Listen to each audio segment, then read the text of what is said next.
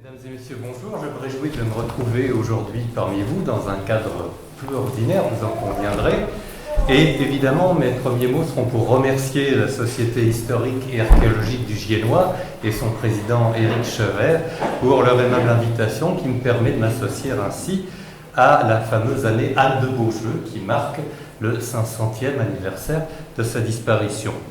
La conférence que je vous propose sera consacrée, comme vous le savez, aux 4 hommes qui ont joué un rôle majeur dans la vie de la Dame de Beaujeu et au rapport qu'elle a entretenu avec eux. Alors, le premier de ces hommes, c'est bien sûr son père, le roi Louis XI. Les historiens ont maintenant réhabilité depuis longtemps celui qui a été un grand roi de France, mais dont l'image a été déformée, faussée, par une tenace légende noire qui est le produit de l'efficace propagande de ses ennemis bourguignons. Alors pour autant, nul ne prétend que Louis XI ait été un homme exemplaire. C'est vrai qu'il a été un homme d'État sans scrupules, machiavélique avant la lettre, qui considérait que la fin justifiait les moyens et qui n'hésitait pas à user sans aucun état d'âme de la brutalité, on en verra des exemples, lorsqu'il ne pouvait pas atteindre ses buts par la séduction, par la ruse, ou à coups de beaux écus d'or sonnant et trébuchant. Mais pour autant, Louis XI n'est pas cet être cruel, pervers, sadique que les manuels de la Troisième République montraient encore, narguant le pauvre cardinal Balue dans sa petite cage de fer. Si on considère maintenant les rapports de Louis XI avec sa fille, eh bien, il faut reconnaître qu'effectivement, Louis XI a été une bien piètre figure paternelle, en tout cas selon nos critères à nous, car au fond, il ne se distinguait guère sur ce plan de beaucoup de souverains et de grands aristocrates de son temps. L'attitude générale de Louis XI envers les femmes de la famille royale, c'est celle d'un utilitarisme cynique. Les femmes de la famille, ce sont des instruments au service de sa politique. La reine elle-même, je me trompe de stylo, la reine Charlotte de Savoie vit ordinairement séparée du roi, le plus souvent au château d'Amboise. Pas très loin, quand le roi est dans le Val-de-Loire, autour de Tours, mais enfin, pas avec lui. Elle ne doit pas se mêler de politique et son mari la tient à l'écart des cercles du pouvoir. Louis XI craint qu'on ne manipule la reine à ses propres dépens et il filtre l'accès à la reine.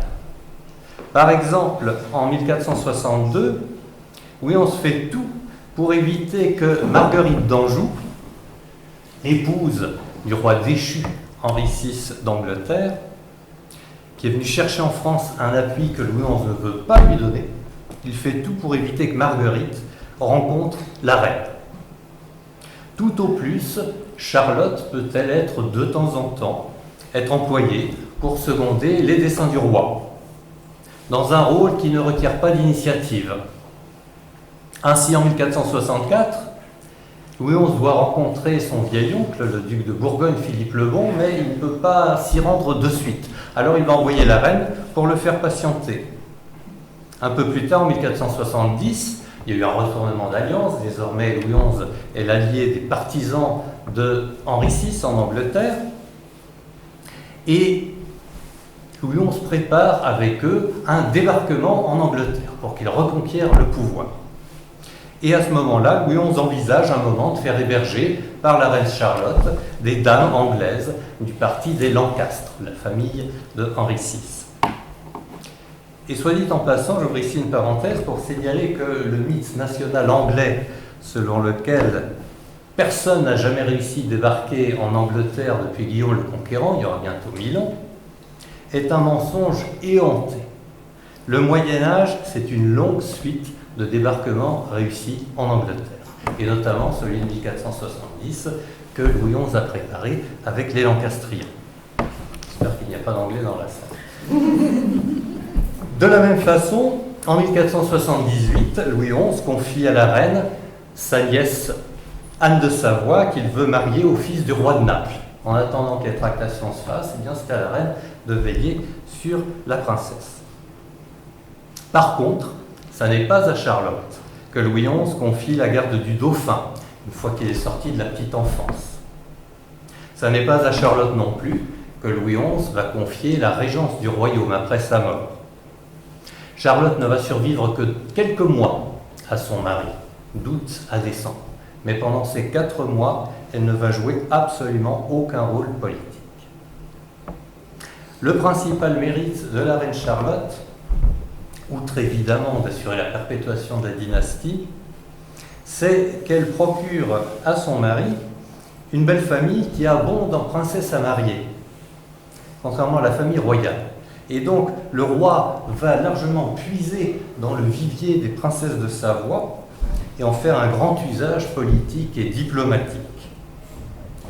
En particulier, après la guerre du bien public de 1465, cette grande révolte aristocratique, lorsqu'il s'agit pour Louis XI de renouer des liens avec les grands seigneurs du royaume, et rien de tel que des liens matrimoniaux, et il va marier à tour de bras les grands seigneurs avec ses belles-sœurs ou ses nièces de Savoie, en prenant à chaque fois à sa charge le paiement de la dot, une dot considérable qu'il assure aux petites princesses savoyardes, dot dont le paiement sera soigneusement échelonné sur de très nombreuses années, pendant lesquelles il tiendra ainsi en main la fidélité des époux. Anne, donc, a grandi auprès de sa mère, Charlotte, et n'a que rarement vu son père pendant son enfance. Dès sa naissance, en 1461, elle naît au moment même où Louis XI monte sur le trône. Le roi voit avant tout dans sa petite fille un parti de choix qu'il fait miroiter au gré de sa politique à différents princes en France et à l'étranger. Dès la fin de 1461, alors qu'Anne n'a que quelques mois, Louis XI engage des négociations avec le roi René, le chef de la maison d'Anjou, pour la marier à son petit-fils Nicolas, marquis du Pont-à-Mousson. Alors malheureusement, je n'ai pas trouvé de portrait d'époque, celui-ci date du XVIIe siècle. Est-ce qu'il a été copié sur un original perdu ou est-ce que c'est l'imagination de l'artiste du XVIIe siècle qui nous vaut ce visage? Je n'en sais rien. Je vous donne donc ce portrait pour ce qu'il vaut. Alors les tractations pour le mariage entre la petite Anne et Nicolas, qui lui a quand même 13 ans, 1461, ces tractations vont longuement traîner pendant 5 ans, ce qui permet à Louis XI de tenir ainsi le roi René en haleine. Et pendant ces 5 ans, Louis XI explore d'autres possibilités de mariage, au gré des fluctuations de la conjoncture politique et diplomatique. Ainsi, en 1463-1464, Louis XI a pu envisager de marier plutôt Anne au roi d'Angleterre, qui est désormais Édouard IV. C'est le grand ennemi de Henri VI dont on parlait tout à l'heure. On est à l'époque de la guerre civile des Deux Roses en Angleterre, qui oppose Henri VI de la dynastie de Lancastre et Édouard IV de la dynastie d'York. Mais finalement, Louis XI va écarter ce projet et proposer plutôt une sœur de la reine, une princesse savoyarde plus âgée, parce que du point de vue d'Édouard IV, qui est un usurpateur, qui doit consolider son trône, donc avoir aussi rapidement que possible un héritier, ça n'est pas très avantageux, évidemment, d'épouser une petite fille de 2-3 ans, qui ne pourra pas lui donner des enfants avant de nombreuses années. En 1465, à l'issue de la révolte du bien public dont on parlait tout à l'heure, Louis XI va proposer au futur duc de Bourgogne, Charles le Téméraire, la main d'Anne de France. Charles le Téméraire qui vient tout juste de devenir veuf, un mois plus tôt. Louis XI saute sur l'occasion. Et puis finalement, le contrat de mariage avec Nicolas Dupont va quand même être conclu en 1466, mais c'est seulement le contrat de mariage. La célébration religieuse qui fait le mariage, elle, est encore repoussée du fait de l'âge d'Anne, qui n'a encore que 5 ans. Et le jeune prince qui devient duc de Lorraine en 1470, va prendre le parti de Charles le Téméraire, quand la guerre éclate entre la France et la Bourgogne, à la fin de la même année. Et pire, en 1472, Nicolas, qui en a assez d'attendre la main d'Anne, commence à négocier avec Charles le Téméraire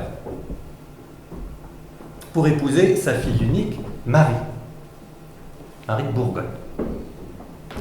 Marie qui est issue du premier mariage de Charles le Téméraire et qui est l'héritière, après son père, de la puissante principauté bourguignonne, ce qui fait d'elle également un très beau parti. Si bien que dans la lutte d'influence que se livrent Louis XI et Charles le Téméraire, les deux princesses, Anne de France et Marie de Bourgogne, sont des armes, de véritables armes entre les mains de leurs pères respectifs. Et de fait, Nicolas Dupont n'est pas le seul à convoiter la main de Marie de Bourgogne, car de son côté, le propre frère de Louis XI, Charles de France, duc de Guyenne, qui conspire tout le temps contre son frère, aspire également à la main de la fille du Téméraire. Et même dans une lettre que Charles de France adresse à ses alliés, le duc de Bretagne et le duc de Bourgogne, toujours en 1472, le duc de Guyenne affirme que son frère Louis XI n'a pas hésité à lui proposer la main d'Anne, sa propre nièce, en lui promettant qu'il obtiendra toutes les dispenses possibles auprès du pape. Le tout étant évidemment que Charles renonce à ce mariage bourguignon dont Louis XI ne veut à aucun prix. Finalement, la mort de Charles de France, cette même année, suivie de celle de Nicolas Dupont, en 1473, vont mettre un terme définitif à toutes ces grandes manœuvres matrimoniales. Et c'est alors, en 1473, que Louis XI va faire son choix décisif. Il marie Anne à Pierre de Bourbon, qu'on voit ici dans un âge plus avancé, alors qu'il est devenu duc de Bourbon à la fin du XVe siècle. Pierre de Bourbon, qui est alors un jeune prince, c'est le frère cadet du duc Jean de Bourbon, mais il est entré au service du roi. Il siège au Conseil du roi depuis 1472 et Louis XI n'hésite pas à lui attribuer des missions de confiance. Et pour marier Pierre de Bourbon à sa fille, Louis XI n'hésite pas à casser un contrat de mariage qui avait déjà été conclu depuis 1461 entre le même Pierre et la fille du vieux duc Charles d'Orléans, poète.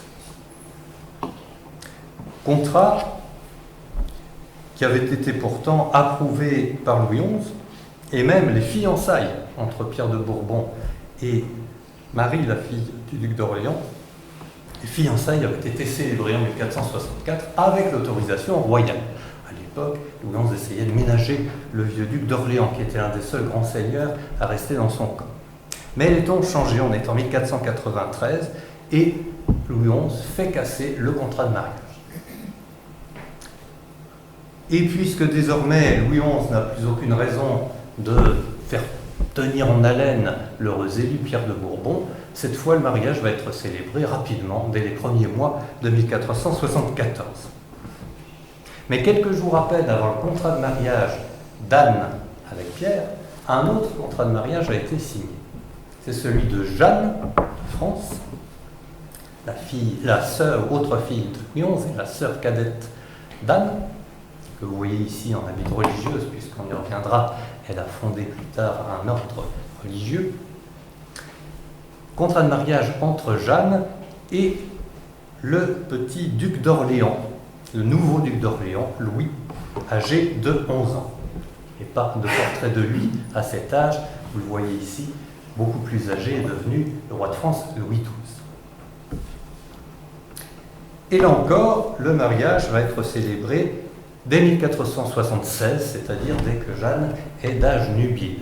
L'âge de la nubilité est fixé par le droit canon à l'époque à 12 ans. Anne a eu 12 ans en 1473, elle est mariée dès le début de 1474. Jeanne a 12 ans en 1476, elle est mariée aussitôt. Cette fois, Louis XI ne perd plus de temps.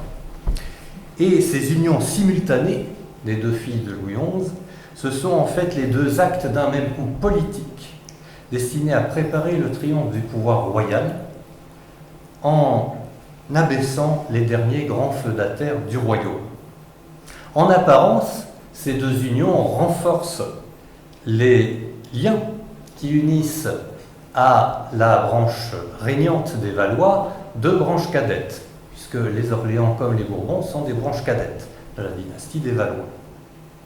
Donc en apparence, on resserre les liens entre les diverses branches de la famille. Mais en réalité, ces mariages sont autant d'attaques contre les principautés territoriales de Bourbon et d'Orléans, qui limitent encore l'autorité du roi. D'abord, en substituant Anne de France à Marie d'Orléans, Louis XI a fait coup double. D'un côté, il a évité une alliance entre les Bourbons et Orléans, entre deux grandes familles aristocratiques, avec des prétentions autres. D'autre part, ça lui permet de lier plus étroitement à la cause royale Pierre de Bourbon, le frère du duc, dont il va se servir pour limiter l'autorité de Jean II à l'intérieur de sa propre principauté. Voir ici. Donc cette principauté se situe essentiellement dans le centre-est du royaume, avec une petite dépendance dans le nord. En effet, Jean II va être obligé par Louis XI à céder plusieurs de ses terres à Pierre, et notamment la fameuse seigneurie de Beaujeu en 1476. La seigneurie de Beaujeu est à cheval sur la frontière entre le royaume et le Saint-Empire germanique. La frontière, c'est la Saône qui, comme vous le voyez, traverse la seigneurie de Beaujeu. La partie à l'ouest de la Saône, c'est le Beaujolais à la part du royaume, et la partie à l'est, le Beaujolais dit à la part de l'Empire, ça correspond au pays de Don. Louis XI aurait voulu que Jean II cède la seigneurie de Beaujeu en entier, mais le duc résiste. Il veut garder au moins la partie orientale pour garder un pied dans l'Empire, hors du contrôle de Louis XI, et aussi, du coup, pour pouvoir enserrer la terre de Pierre entre ces deux possessions, de part et d'autre. Et donc, Jean II promet à son frère qu'il lui remettra la Dombes plus tard, après sa mort, il en héritera, et en attendant, en compensation, il lui offre, alors je reviens en arrière, il lui offre le comté de Clermont-en-Beauvaisis, qui, comme on le voit, était largement détaché du reste des possessions de Bourbon. Alors Pierre va accepter cette transaction, mais Louis XI, quant à lui, ne renonce pas à son idée. Louis XI ne renonce pas facilement à ses ambitions. Et Louis XI va donc attendre un moment propice pour imposer sa volonté. L'occasion va se présenter finalement en 1482. Cette année-là, l'épouse de Jean II meurt. Cette épouse, ça n'était autre qu'une sœur de Louis XI. Et le contrat de mariage entre Jean II et son épouse prévoyait que si elle disparaissait la première, ce qui advient, eh bien le duc devrait rembourser à la couronne les 2/3 de son énorme dot. 66 000 écus d'or. Ça représente une somme colossale. Et à ce moment-là, Louis XI abandonne les droits qu'il a sur ce remboursement à Pierre de Bourbon. Et comme Jean II n'a pas les moyens de payer cette somme à son frère, eh bien à la place, il va lui abandonner la Dombes, le Beaujolais à l'est de la Saône. Et c'est comme ça qu'au fil des ans, la grande principauté de Bourbon se retrouve encerclée par les possessions de Pierre de Beaujeu, en jaune ici, ou bien d'autres serviteurs de Louis. Quant à l'attaque contre le duché d'Orléans, elle est encore plus directe, encore plus brutale. Parce que la seconde fille de Louis XI, la petite Jeanne, souffre de malformations physiques. Et le roi compte bien, en la mariant au petit duc d'Orléans, provoquer ainsi l'extinction de cette maison aristocratique. Et c'est ce qu'il avoue sans phare dans une lettre de 1473, au moment du contrat de mariage, qu'il adresse à l'un de ses plus proches hommes de confiance, dans une lettre d'un cynisme et d'une brutalité rare que, bien entendu, je me propose de vous lire. Louis XI dit à son affidé: « Je me suis délibéré de faire le mariage de ma petite-fille Jeanne avec le petit duc d'Orléans, pour ce qu'il me semble que les enfants qu'ils auront ensemble ne leur coûteront guère à nourrir. Vous avertissant que j'espère faire le dit mariage, ou autrement ceux qui iront au contraire, ceux qui se dresseront contre moi, ne seront jamais assurés de la vie dans mon royaume. Par quoi il me semble que j'en ferai le tout selon mon intention. » Voilà. 25 ans après, le duc d'Orléans, devenu Louis XII, produira cette missive imprudente et impudente pour faire annuler son mariage par le pape, une fois devenu roi, parce qu'évidemment, à ce moment-là, il s'agira pour lui d'avoir un héritier, donc une reine capable d'enfanter, et aussi, nouvel enjeu, de conserver la Bretagne au royaume en épousant la duchesse Anne, qui était l'épouse de son prédécesseur, et c'est par ce moyen, on y reviendra, qu'on avait enfin rattaché la Bretagne au royaume. Alors la pauvre Jeanne trouvera, quant à elle, une consolation dans la religion, c'est ce que je vous disais tout à l'heure. Elle fondera l'ordre de l'Annonciade, sera béatifiée en 1742 et finalement canonisée en 1950. Le mépris dans lequel Louis XI tient les maisons de Bourbon et d'Orléans, à l'occasion de ces deux mariages, est encore souligné par deux faits. Le premier, il n'a pas daigné assister à un seul des deux mariages. Le second, il a constitué pour chacune de ses filles une dot énorme de 100 000 écus d'or, qui est la dot standard pour les filles de France à cette époque, mais il n'a payé ni l'une ni l'autre. Pour en revenir à Anne, il est vraisemblable que son mariage n'est pas consommé au moment des noces de 1474, elle a alors 13 ans, ni avant plusieurs années encore. Il est vrai qu'en 1476, quand Jean II de Bourbon abandonne à son frère le Beaujolais à l'ouest de la Saône et Clermont-Beauvaisis, il évoque dans les lettres de concession la grossesse d'Anne. Mais les historiens pensent qu'en réalité, c'était une fausse nouvelle que lui avait communiqué Louis XI pour le pousser à faire ses concessions à son frère qui allait avoir un héritier. Parce que de fait, par la suite, plus aucune source ne parle de cette fameuse grossesse. Il semble que, au moins jusqu'en 1477, peut-être plus tard encore, Anne continue de vivre auprès de sa mère, la reine Charlotte. Il faut attendre le début des années 1480, quand le sire de Beaujeu est associé de plus en plus étroitement au gouvernement du royaume, pour voir dans les sources les époux vivre ensemble et vivre ensemble auprès de Louis XI. En effet, des comptes royaux nous apprennent qu'en 1481, une grande crue de la Loire qui inonde la résidence royale du Plessis du parc Les Tours. Et à ce moment-là, il faut envoyer en toute hâte 9 grands navires de Tours pour aller chercher tous ceux qui se trouvaient dans la résidence royale et les ramener sains et saufs dans la ville de Tours. Et on sait que parmi ces évacués figurent, à côté de Louis XI, le sire et la dame de Beaujeu. Pendant tout le temps où Anne et Jeanne ont vécu à l'écart du roi, Louis XI semble n'avoir manifesté aucun intérêt pour ses filles.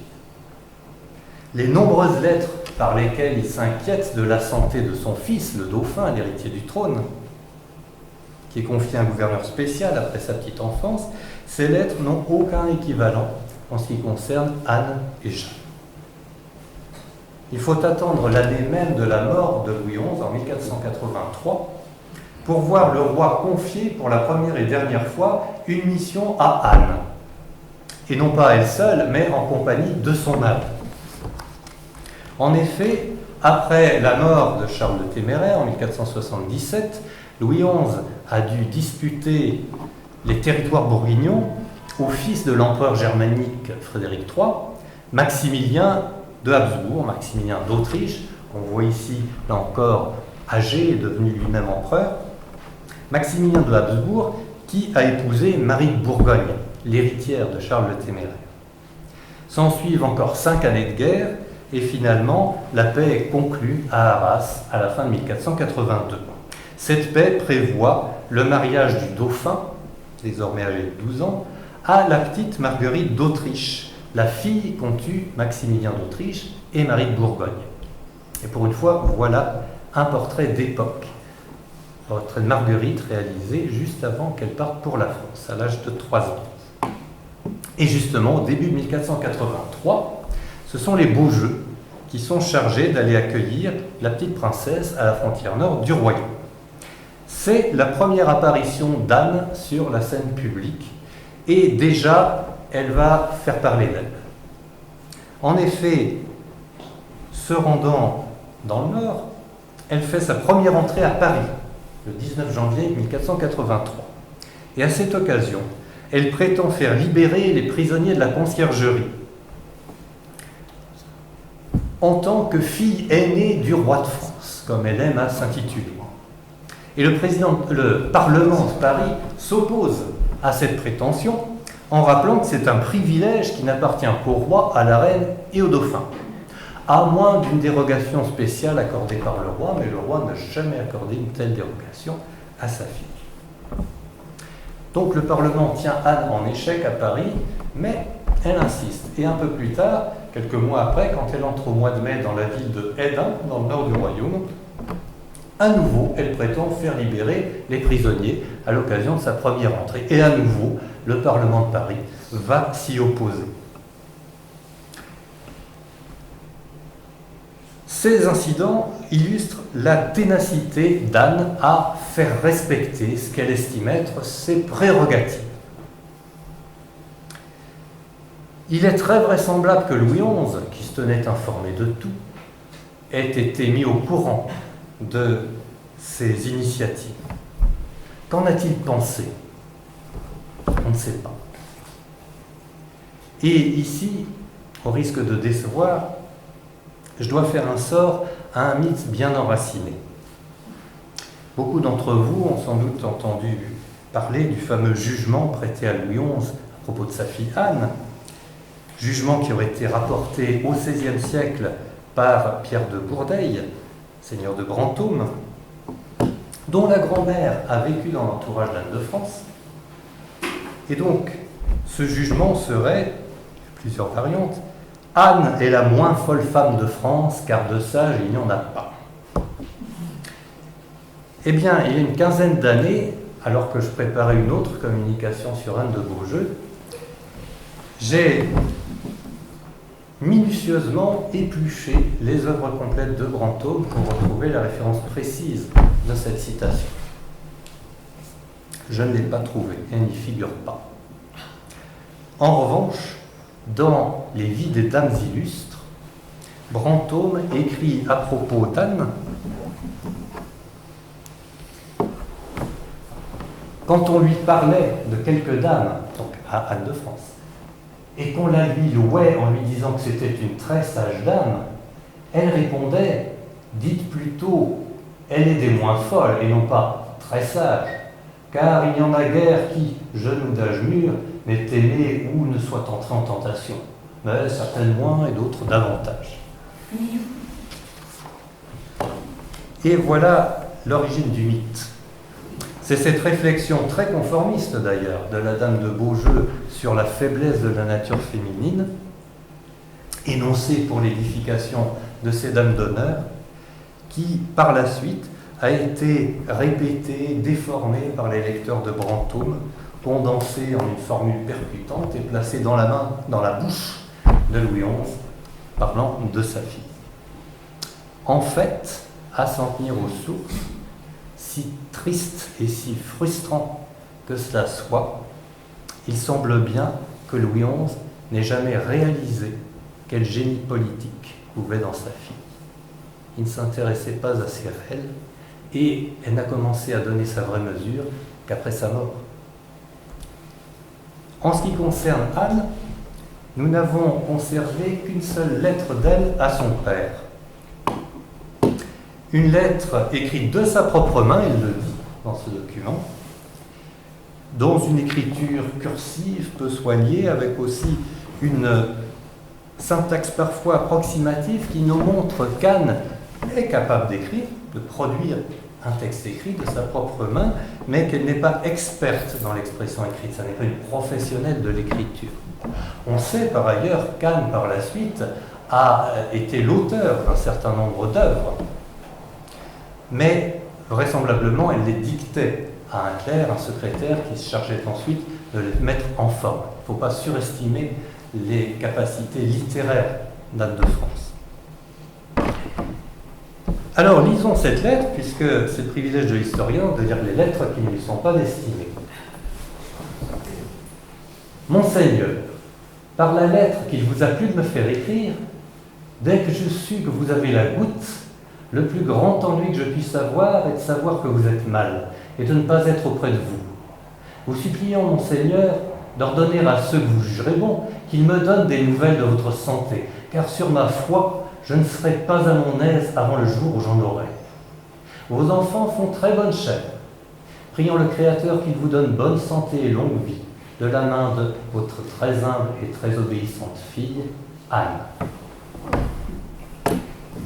Le ton de la lettre est respectueux, presque affectueux. Anne y exprime l'inquiétude que lui cause la santé du roi et le regret de ne pas être à ses côtés. Longtemps, j'ai cru que cette lettre, que je n'avais pas regardée de près, datait de l'époque où elle vivait auprès de sa mère Charlotte et qu'elle écrivait à son père distant. En réalité, la référence aux enfants de Louis XI dans cette lettre, « Vos enfants font très bonne chère », permet de la dater. Car ces fameux enfants ne peuvent être que le dauphin et la petite Marguerite d'Autriche, que les Beaujeu ont ramené des Pays-Bas. Marguerite qui est considérée comme la belle-fille du roi, depuis une cérémonie religieuse qui a été célébrée à Amboise le 23 juin, en présence des Beaujeu, en l'absence de Louis XI comme d'habitude, mais désormais il est vraiment très malade. Cérémonie qui a été présentée à l'opinion publique, il y avait des représentants des bonnes villes du royaume, comme les épousailles du dauphin et de Marguerite. Alors qu'en réalité, les deux enfants n'ont fait qu'échanger des promesses de mariage. Ainsi, cette lettre date d'entre la fin juin et le 30 août 1483, date de la mort du roi. Charles VIII, l'unique frère survivant d'Anne de France, monte alors sur le trône à l'âge de 13 ans. C'est le deuxième homme de sa vie. Depuis sa naissance, il a vécu à Amboise. Anne a donc côtoyé ce frère, plus jeune de 9 ans qu'elle, durant sa petite enfance, entre 1470 et 1477, lorsqu'il est confié à des hommes et à un gouverneur désigné par Louis XI. Et puis elle va le côtoyer de nouveau à partir de 1481, quand son mari, le sire de Beaujeu, est chargé justement de la garde du dauphin. Et puis, à partir de 1483, c'est Anne elle-même qui est chargée de la même manière de la garde de Marguerite d'Autriche, qu'on installe à Amboise avec la reine et avec le dauphin. Et Louis XI, une fois disparu, c'est Anne qui va officiellement se charger non seulement de l'éducation de Marguerite, qui officiellement est considérée désormais comme la reine, bien qu'on ne la sacre pas, puisque le mariage n'a pas eu lieu. Mais elle va aussi officiellement se charger de préparer Charles VIII lui-même, désormais adolescent, à son métier de roi. Alors, il est vrai que de temps en temps, Charles VIII manifeste de l'impatience lorsqu'il trouve la tutelle de sa sœur trop pesante. Et il en montre un exemple, justement, le jour du sacre, à Reims, en 1484. Le sacre est suivi d'un grand banquet à l'archevêché de Reims, banquet des pères du royaume, donc un banquet d'hommes auquel Anne n'a pas accès, mais c'est plus fort qu'elle, au bout d'un moment, elle ne peut pas s'empêcher de rentrer dans la salle pour regarder comment le petit roi se comporte. Et ça vexe Charles VIII, qui se braque et qui se lève ostensiblement de table et qui va se promener, qui n'est plus à table, et du coup il empêche qu'on continue le service. Il manifeste ainsi le mécontentement qu'il a à voir sa sœur venir le surveiller.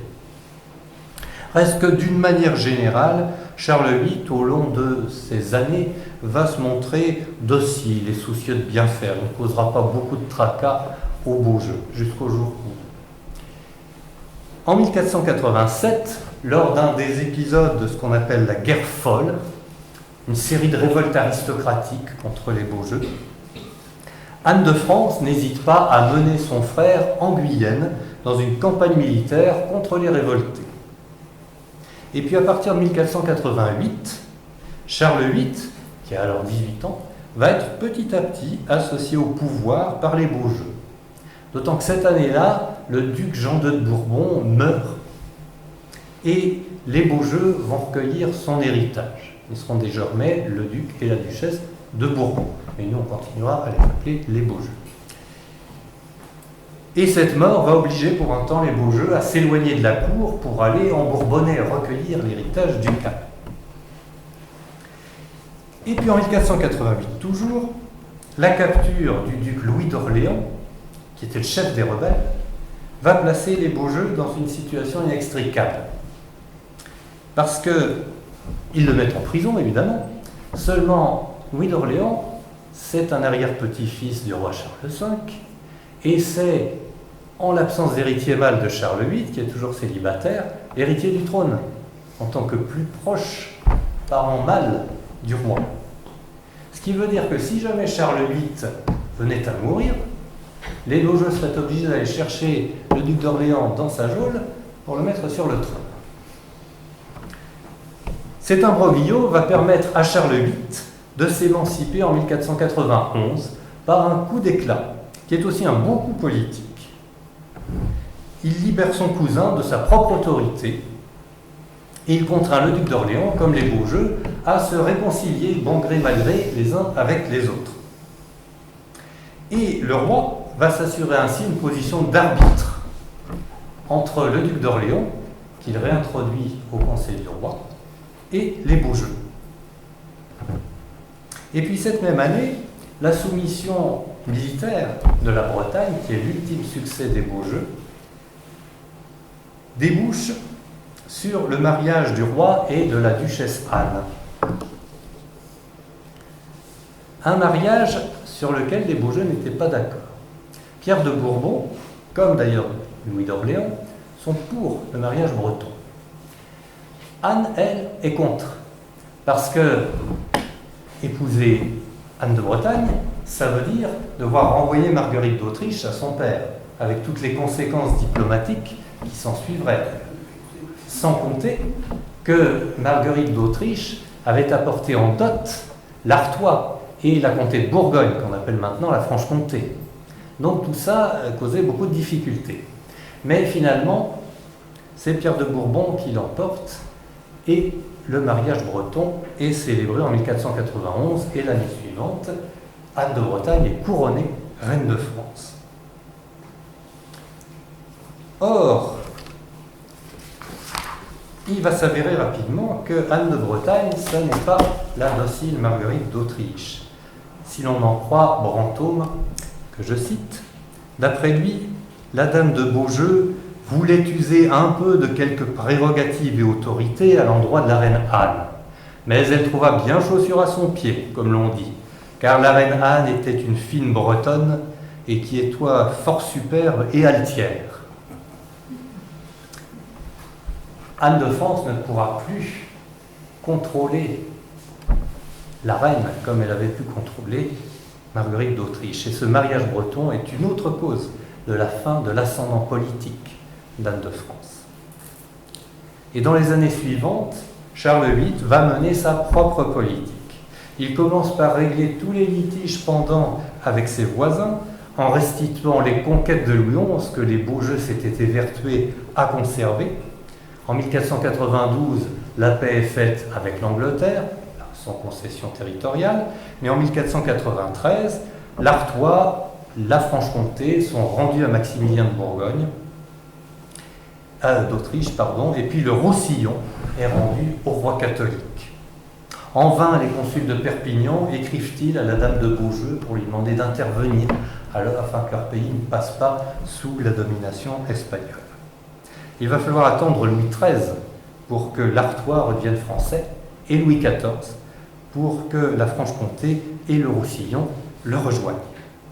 C'était le prix à payer pour assurer la sécurité des frontières du royaume avant que Charles VIII se lance, dès 1494, dans les guerres d'Italie. Et malgré tout, jusqu'à la mort prématurée du roi en 1498, les Beaujeu, s'ils ne fixent plus les orientations de la politique royale, conservent encore une place privilégiée dans les cercles du pouvoir. D'ailleurs, à titre de consolation, Charles VIII leur accorde en 1493 ce que Louis XI avait refusé, le versement de la fameuse dot de 100 000 écus d'or, échelonnée sur 10 ans. Et mieux encore, on y reviendra, quand Charles VIII part pour l'Italie l'année suivante, il va leur confier et la reine et le royaume. On a déjà parlé à plusieurs reprises de Pierre de Bourbon, seigneur de Beaujeu. Il est temps de centrer maintenant notre attention sur lui. C'est le troisième homme de la vie de France. Je vous montre ici un portrait différent de tout à l'heure. Et c'est de loin le plus important des quatre.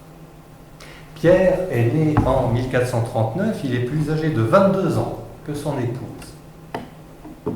Et celle-ci, je l'ai dit, ne vit véritablement en couple avec lui qu'à partir de 1477 au plus tôt, 1481 ou plus tard. Une légende tenace, une autre, voit en Pierre un Benet, dominé par sa fine et impérieuse épouse. Et une fois de plus, ce mythe est né sous la plume de Fiel de Brantôme, qui écrit, je cite, qu'Anne lui faisait faire beaucoup de choses de sa tête, comme elle voulait, car elle le gouvernait et le savait bien mener, d'autant qu'il tenait un peu de la sotte humeur, voire beaucoup. Bref, alors, Brantôme, c'était un imbécile. Tout témoigne du contraire. À commencer tout de même par l'estime et la confiance hors du commun que lui a témoigné Louis XI. Louis XI qui n'a pas hésité à lui confier la garde de la personne du dauphin et pour finir à l'associer de plus en plus étroitement au gouvernement du royaume. Certainement, Pierre était d'un tempérament plus débonnaire qu'Anne. Certainement, il n'a pas égalé son génie politique, mais il n'en demeure pas moins qu'il a manifesté de solides qualités d'homme d'État. Peut-être même, Pierre de Bourbon a-t-il été plus que Louis XI, qu'elle a finalement peu côtoyé, le vrai mentor d'Anne en politique. Et je dis cela après plusieurs autres historiens. En tout cas, Pierre a apporté à Anne son expérience de l'appareil d'État, des rouages du pouvoir, et aussi sa maîtrise du réseau des serviteurs de Louis XI, réseau sur lequel les Beaujeu ont continué à s'appuyer après sa mort. Et durant les 8 années de leur régence officieuse, de 1483 à 1491, Anne et Pierre vont former un couple de pouvoir efficace et soudé, qui se partagent les rôles de manière à sauver les apparences en se conformant aux mentalités du temps, sur ce que doit être le rôle des hommes et sur ce que doit être le rôle des femmes. Dans ce partage, Pierre prend en main l'appareil de l'État, dirige le Conseil du roi, assiste aux États généraux de 1484, tandis qu'Anne, officiellement, se borne à éduquer le roi et celle qu'on appelle la reine, Marguerite d'Autriche, ou de temps en temps à apaiser les conflits qui s'élèvent en bonne princesse pacificatrice, puisque ça c'est un rôle pour les princesses, la pacification.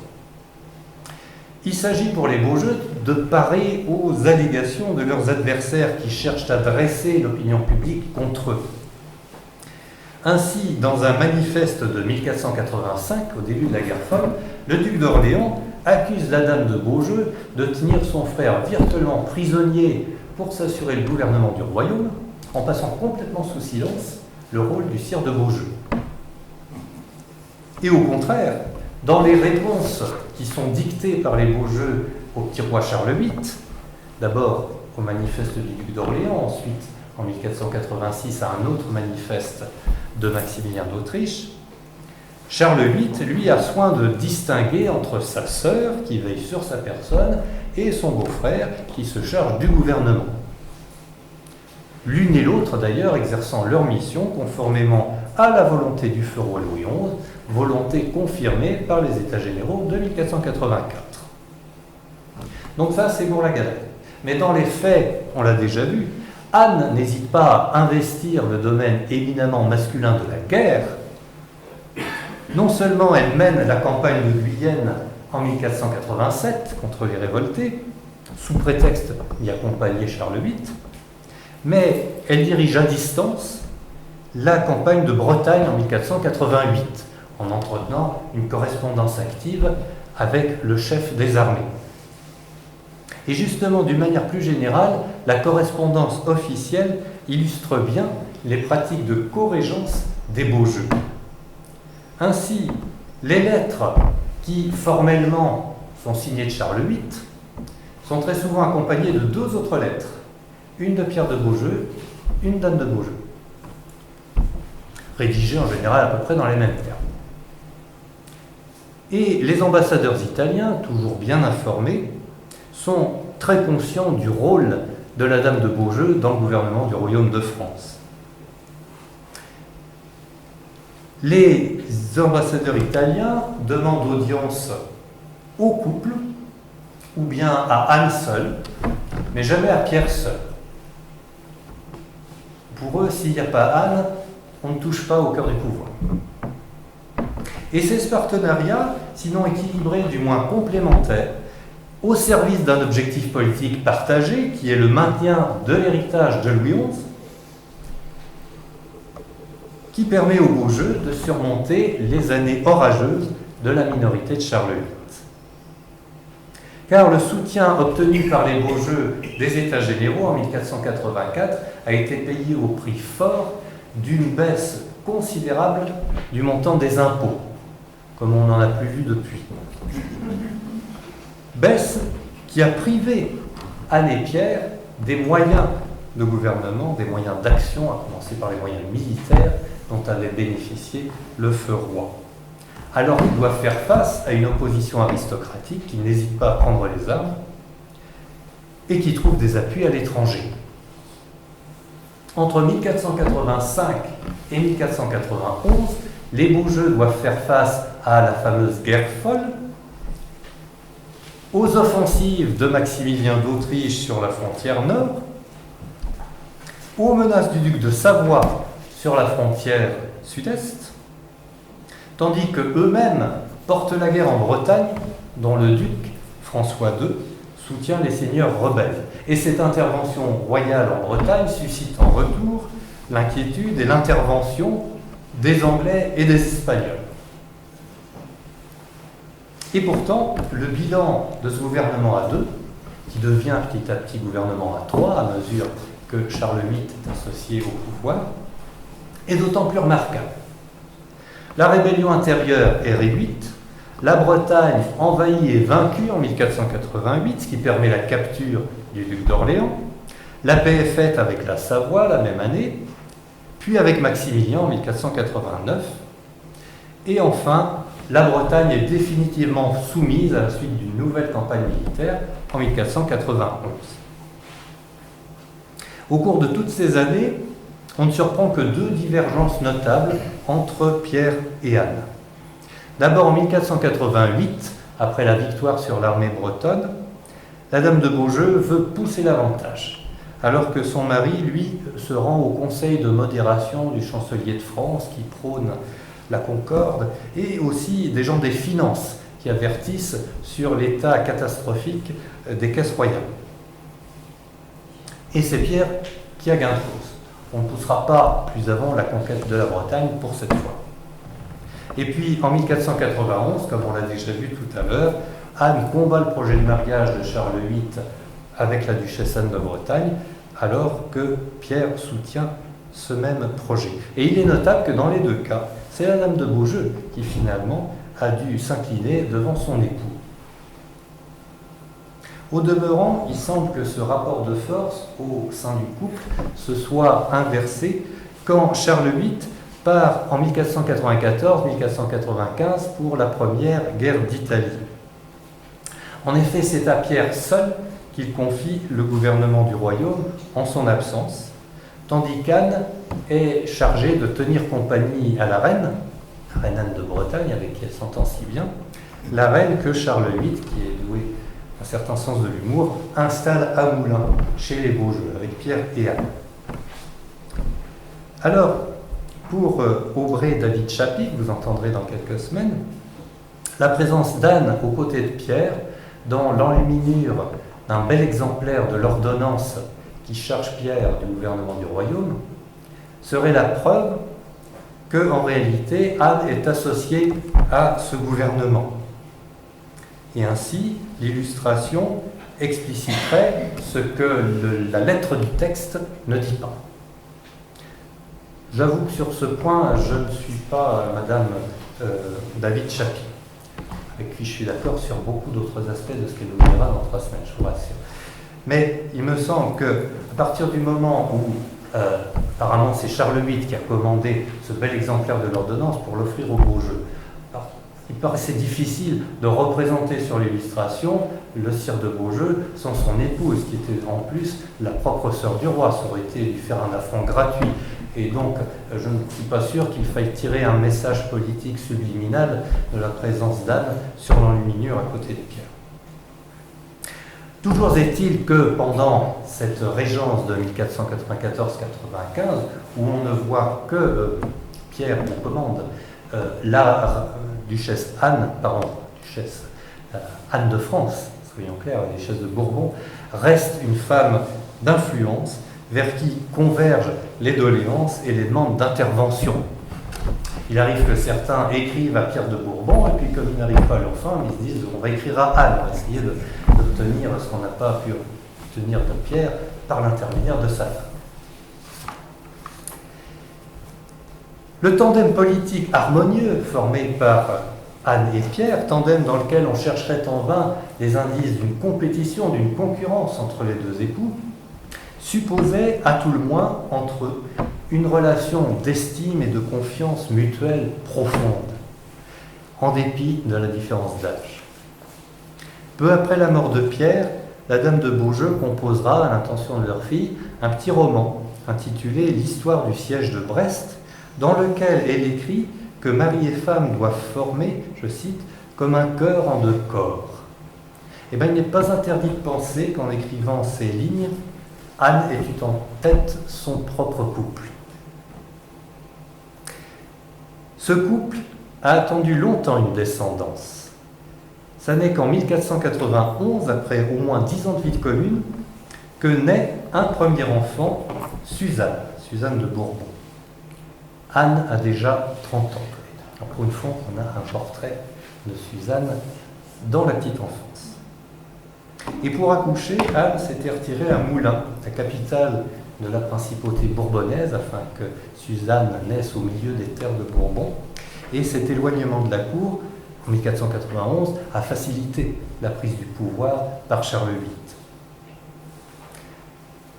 Un petit frère, nommé Charles, comme le roi, suivra en 1498, mais il ne vivra pas. Selon une tradition aujourd'hui discutée, Charles serait représenté avec ses parents et sa sœur sur le vitrail de la chapelle Sainte-Catherine, dans la collégiale Notre-Dame de Moulins. Et un ange au-dessus de lui serait une allusion à sa disparition précoce. La mort de Charles VIII en 1498 va éloigner un peu plus Anne et Pierre des cercles du pouvoir, même si leur ancien ennemi, Louis d'Orléans, devenu Louis XII, les traite avec tous les égards. Depuis 1491, le couple réside le plus souvent dans sa principauté de Bourbon. Et il se préoccupe d'en assurer l'avenir pour Suzanne.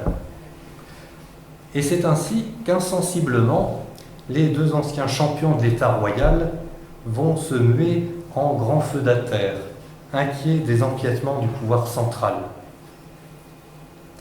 À l'aube du XVIe siècle, pour la troisième fois, un désaccord va apparaître entre Anne et Pierre.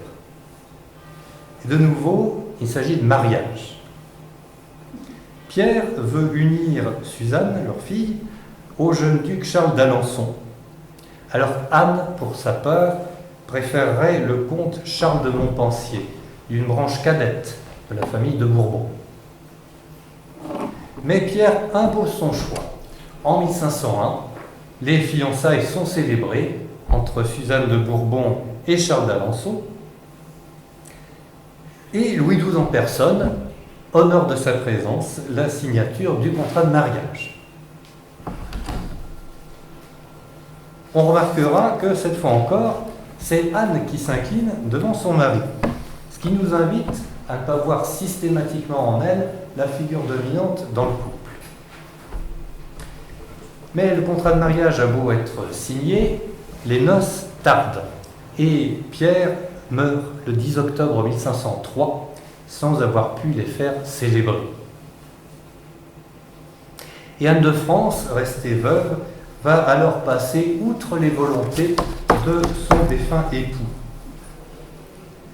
Andine, fille de Louis XI, après quand même un délai de décence, Suzanne, qui par le décès de son père est devenue la nouvelle duchesse de Bourbon, épouse en 1505 Charles de Montpensier, qu'Anne va faire reconnaître par Louis XII comme duc de Bourbon, du chef de sa femme.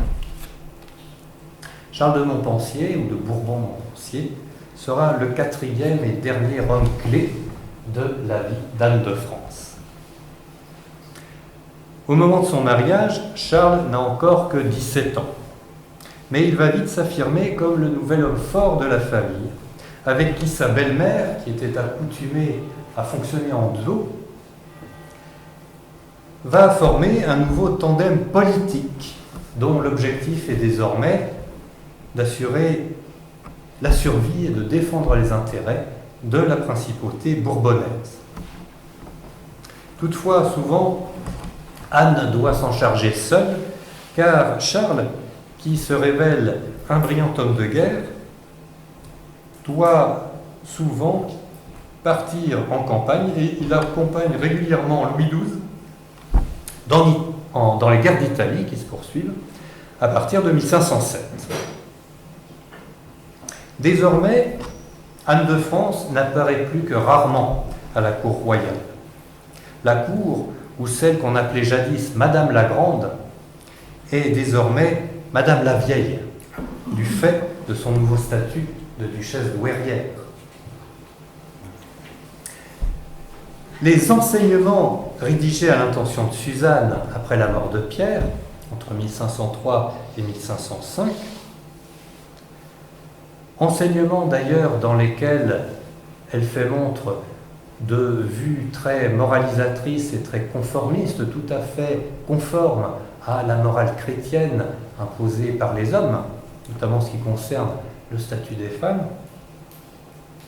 Ces enseignements lui valent la réputation d'une experte en éducation féminine.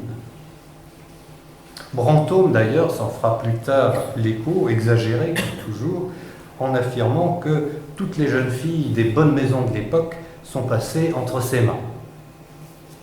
Ce qui est vrai en tout cas, c'est que lorsque, en 1514, Louis XII, devenu veuf d'Anne de Bretagne, se remarie à la jeune Marie d'Angleterre, Marie Tudor, il charge la dame de Beaujeu de la former aux usages de France. Et Anne de France doit donc quitter son cher moulin pour retrouver Paris, mais ce sera pour peu de temps, car le premier jour de l'année suivante, 1515, Louis XII meurt. L'avènement de François Ier, on voit ici l'année même de son avènement, annonce la disgrâce finale pour Anne de France et pour son gendre. Même si le premier geste du nouveau souverain est de créer Charles connétable de France. En effet, derrière François Ier, il y a sa mère, la redoutable Louise de Savoie, une femme de pouvoir qui, à vrai dire, est une nouvelle Anne de Beaujeu. Et Louise de Savoie entend prendre sa revanche sur les injustices que Louis XII et avant lui Charles VIII lui avaient fait subir, estime-t-elle, à l'instigation des Beaujeu. L'heure de la revanche a sonné et François Ier en sera l'instrument. Charles sert toujours dans les armées du roi. Alors, j'ai oublié de vous montrer Louise de Savoie. Voici un nouveau portrait de Charles de Montpensier, tel qu'il est désormais sous François Ier. Il s'est laissé pousser la barbe, devenu connétable, comme l'indique le titre du tableau. Il sert toujours le roi, mais son paiement traîne, tarde à venir, et la situation financière du connétable devient alarmante. Alors, Charles se plaint au roi et ses récriminations incessantes finissent par dégrader petit à petit ses relations avec François Ier. Alors, est-ce qu'il faut voir dans ces difficultés de paiement la main de Louise de Savoie? Il faut bien reconnaître que les caisses royales, une fois de plus, sont vides. La situation, en tout cas, se détériore et le coup de grâce va tomber en 1521. Cette année-là, Suzanne meurt. Elle a seulement 30 ans et elle ne laisse aucun enfant survivant. C'est un coup terrible pour Anne de France qui s'était battue, d'abord avec Pierre, puis avec le connétable de Bourbon, pour sauver l'héritage bourbonnais et le transmettre à sa fille, afin que celle-ci le transmette à son tour à sa descendance. Elle voit s'effondrer toutes ses espérances. Et le pire est à venir, car il se trouve que Louise de Savoie était, par sa mère, une nièce de Pierre de Bourbon, ce qui fait d'elle, en 1521, la plus proche parente de Suzanne. Et à ce titre, Louise de Savoie va revendiquer pour elle-même l'héritage de Suzanne de Bourbon, c'est-à-dire la principauté bourbonnaise, qui pourrait ainsi, à la mort de Louise de Savoie, passer à son fils François Ier, et cette principauté serait absorbée par le domaine royal, tout ce que Pierre et Anne avaient voulu éviter. Alors Anne de France, bien sûr, et son gendre vont s'opposer aux revendications de Louise de Savoie, ce qui va déboucher sur un procès en succession devant le Parlement de Paris. Ce procès, c'est Louise de Savoie, la mère du roi, qui l'intente à Anne de France et au connétable. Le rapport des forces n'est donc pas favorable, même si le Parlement s'efforce à l'indépendance. Ce procès s'ouvre en 1522. La dame de Beaujeu n'en verra pas le dénouement, puisqu'elle meurt dans sa résidence de Chantelle, près de Moulins, le 14 novembre de cette année-là. Le connétable de Bourbon reste seul en lice et confronté à la mauvaise volonté, à l'hostilité du roi et de sa mère, il va commettre l'irréparable l'année suivante. En septembre 1523, il fuit le royaume, passe à l'ennemi, en rejoignant l'empereur Charles Quint, avec qui François Ier est alors en guerre. Et cet acte, évidemment, entraîne la saisie immédiate de la principauté de Bourbon par la couronne, dans l'attente d'un procès en lèse-majesté, cette fois-ci, ordonné par François Ier, et qui s'ouvre en 1524 devant le Parlement de Paris. Et au cours de ce procès, on cite à comparaître un témoin, l'évêque d'Autun, Jacques Hureau. Celui-ci va affirmer devant les juges que c'est Anne de France, avant sa mort, qui a exhorté son gendre à la trahison. L'évêque d'Autun prête à la fille de Louis XI des paroles qui sont celles d'une feudataire défendant sa principauté, paroles dans lesquelles il ne reste plus rien de la championne de l'autorité royale. Mon fils, donc Anne, s'adresse au connétable.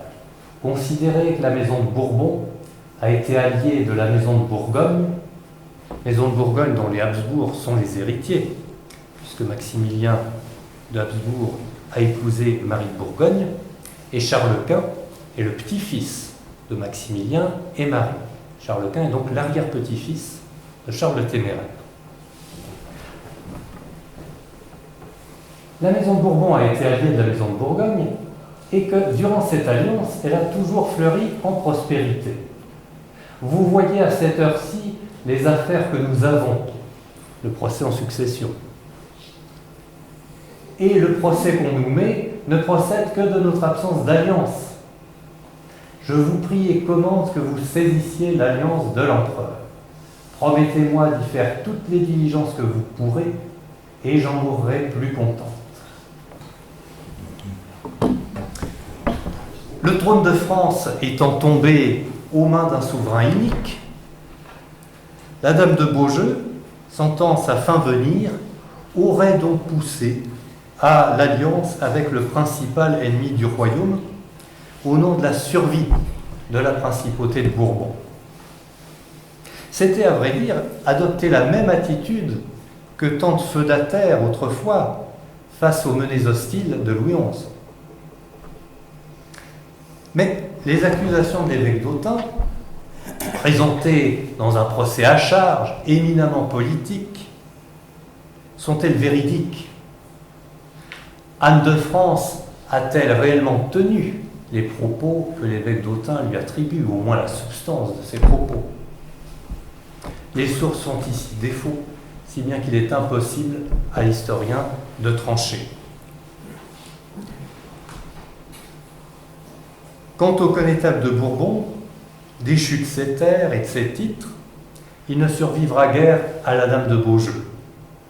Après une brève carrière militaire au service de Charles Quint, il va connaître une mort sans gloire dans l'assaut de Rome par les armées impériales, le 6 mai 1527, le jour du tristement célèbre sac de Rome par les troupes de Charles Quint. Ainsi, par une ironie tragique, celle, il est quand même bien temps de vous en montrer un portrait, celle qui avait été la continuatrice implacable de l'œuvre politique de Louis XI, disparaît au moment même où la logique de l'affirmation de l'État, qu'elle avait portée avec énergie, puis dont elle s'était peu à peu éloignée après son retrait du pouvoir, au moment où cette logique donc se retournait contre elle et se refermait sur elle. Des 4 hommes de sa vie, les 2 premiers, comme il faut, les 2 premiers avaient incarné la royauté.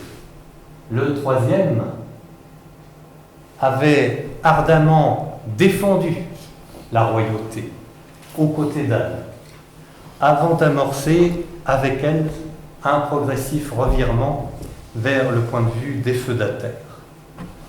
Et le dernier des 4 aura achevé avec elle ce cheminement qui est un renversement de valeur jusqu'à se fracasser dans le choc des dernières puissances féodales contre l'État moderne. Je vous remercie de votre attention.